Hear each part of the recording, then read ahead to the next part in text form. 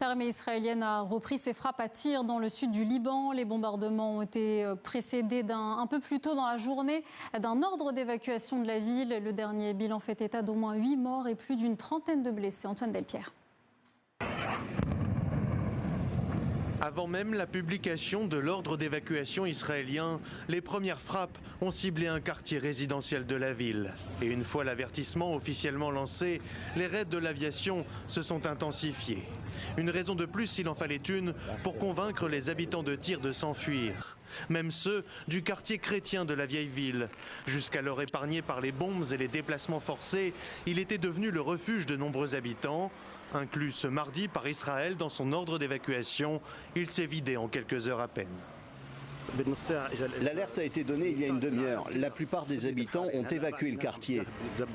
Certains sont encore en train de préparer leurs affaires pour partir, les autres sont déjà partis.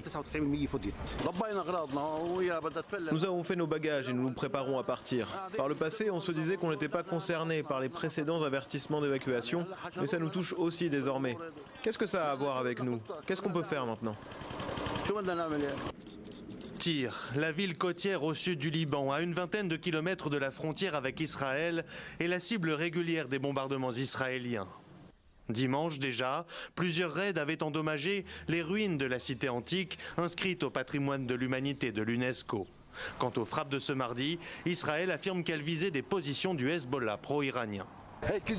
C'est un gros mensonge de prétendre que le Hezbollah est présent ici.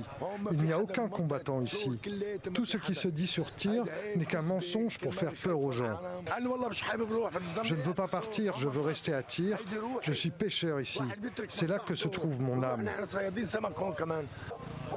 Les frappes israéliennes éteindront-elles les lumières de Tyr? D'après un membre du conseil municipal, il ne resterait plus qu'un petit nombre de gens dans le quartier chrétien de la cité millénaire.